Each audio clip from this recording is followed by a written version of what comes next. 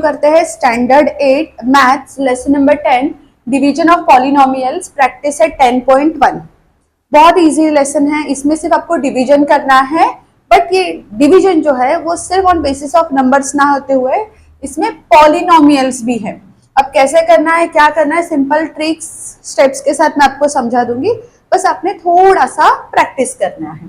Okay, तो हम start करते हैं आपके फर्स्ट क्वेश्चन के साथ। फर्स्ट क्वेश्चन में ये जो पार्ट है ना 21m², ये आपका डिविडेंड है, आप इसे डिवाइड करेंगे और ये डिवाइजर है, 7m आपका डिवाइजर है। मतलब हम ये पार्ट को आपके ये जो ब्रैकेट आता है ना डिवीजन का, इसके अंदर भेजेंगे। 21m², राइट, डिवीजन करना है तो ये डिविडेंड हो गया और ये डिवाइजर है और हम 7m से डिवाइड करेंगे। फर्स्ट स्टेप क्लियर है। क्वेश्चन ध्यान से लिखना। देखो स्टूडेंट्स, क्वेश्चन पेपर से आंसर शीट तक क्वेश्चन सही से लिखो, अदरवाइज सारी मेहनत आपकी वेस्ट हो जाएगी। बिकॉज ये क्वेश्चन लिखने में अगर आपने गड़बड़ कर दी, m² है लेकिन आपने m³ लिखा तो भी उसमें प्रॉब्लम हो सकता है। ठीक है, चलो, तो ये डिविडेंड को मैंने डिवीजन के कॉलम के अंदर लिख दिया और 7m है। अब हमें इसे परफॉर्म कैसे करना है डिवीजन, तो ध्यान से देखो। अब मेरे पास में है 7m, अब मुझे 7m से मल्टीप्लाई करना है ऐसे कौन से नंबर को जो मुझे 21m² दे। ध्यान से देखो। अब देखो, अगर ये सिंपल ऐसे डिवीजन होता है ना, 21 को मुझे 7 से डिवाइड करना है, तो हम क्या करते हैं, 7 3 = 21, ये हो गया 0।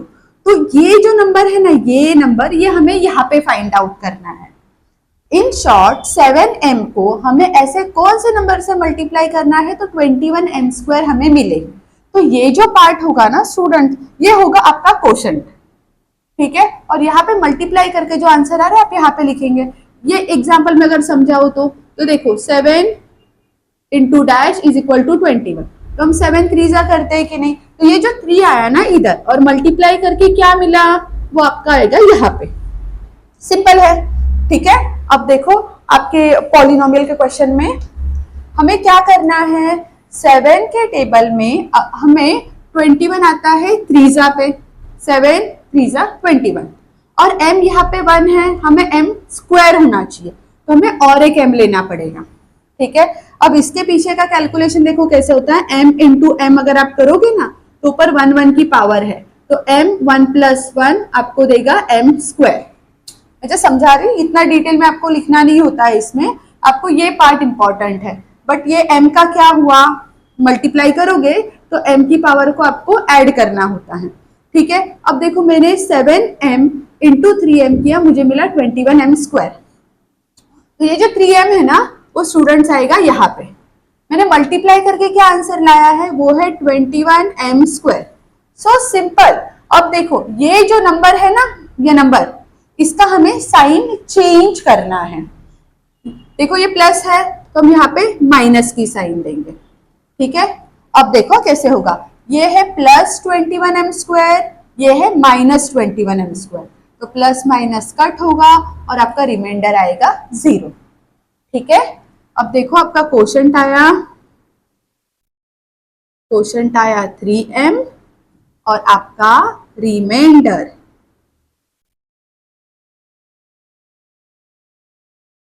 वो आया 0। ठीक है, सिंपल।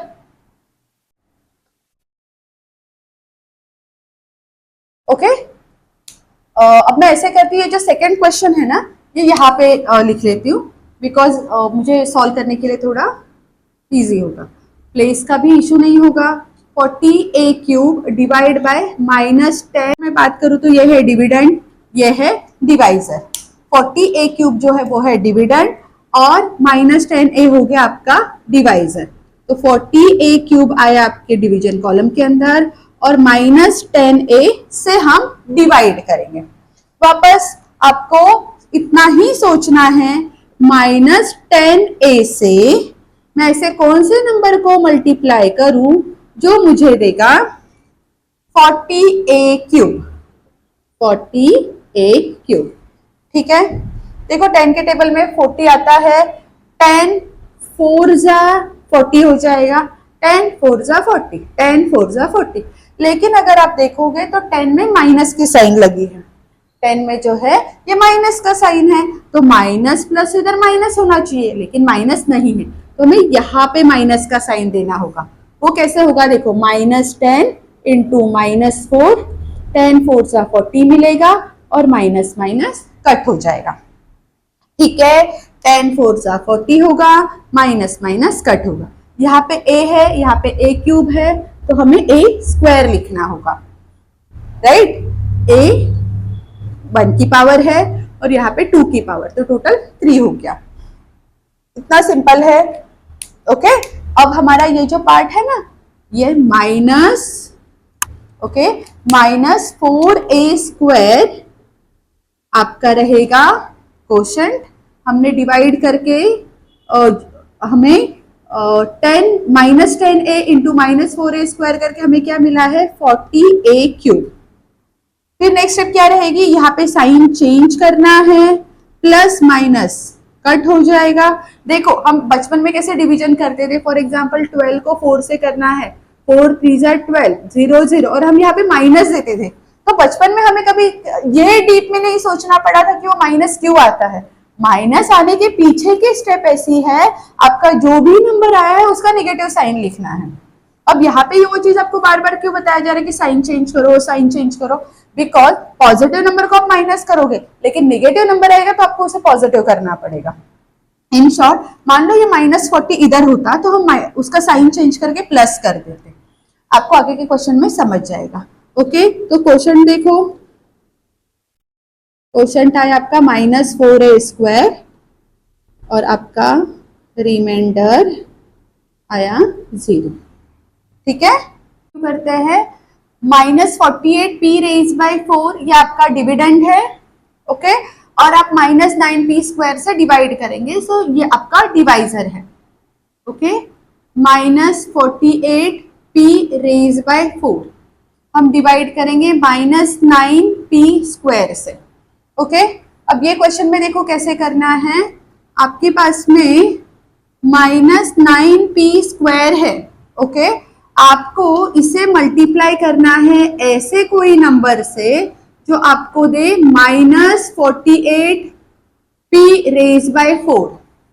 ध्यान से देखो, अब 9 के टेबल में 48 नहीं आता। अब आप क्या करेंगे, 9 5 जा 45, 9 6 जा 54। अब क्या करेंगे अगर 9 के टेबल में 48 नहीं आ रहा है। ओके, देखो अब हम सिर्फ नंबर्स की अगर बात करें तो -9 को मैं ऐसे कौन से नंबर से मल्टीप्लाई करूं जो मुझे -48 देगा। p² है, p⁻4 करना है तो इधर p² ले लेंगे तो हमारा काम हो जाएगा। लेकिन 9 का क्या करें, 9 के टेबल में तो डायरेक्टली 48 नहीं आ रहा। ऐसे केस में आपको कोई ना कोई फ्रैक्शन हेल्प करेगा।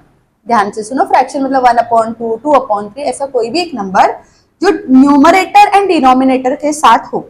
अब क्या कर सकते हैं आप, मान लेते हैं, देखो अभी मैंने बोला कि ये पर्टिकुलर नंबर लो और आप मल्टीप्लाई करो, तो आप हर बारी वो याद तो नहीं रखोगे ना सम को, तो वो फाइंड आउट कैसे करना है। देखो 9 को आप ऐसे क्या नंबर से मल्टीप्लाई करें कि आपको -48 मिले, तो आप उसके लिए ऐसे कर सकते हैं, अज्यूम करते हैं। ओके, मैंने 1/2 एक फ्रैक्शन ले लिया। अब 2 से ना 9 को कंप्लीट डिवाइड नहीं होगा।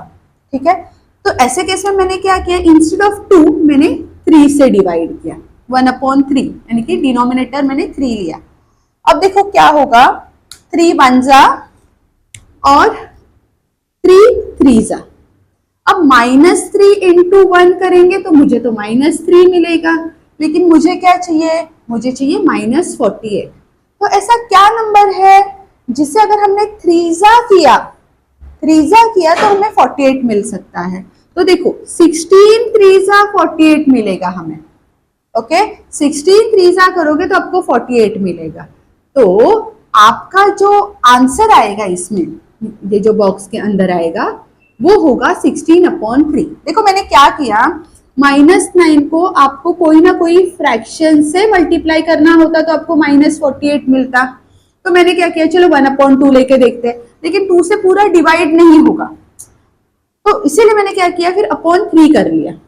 अब 3 1 जा हुआ, 3 3 जा हुआ, लेकिन 3 1 जा तो 3 मिल रहा है ना, -3, मुझे -48 चाहिए। तो ऐसे केस में मैंने क्या किया, क्या नंबर 3 जा करे कि आपको -48 मिले, तो 16 मिला। 3 16 जा 48 या 16 3 जा 48, और ये दोनों में से एक में माइनस का साइन है तो यहाँ पे माइनस आ गया। ओके, आपको देखो मैंने 2 बार समझाया। अब यहाँ पे मेरे पास नंबर जो होना चाहिए वो होना चाहिए 60/3। यहाँ पे p स्क्वायर है और एक p स्क्वायर लेना होगा, तो यहाँ पे p⁻4 हो जाएगा।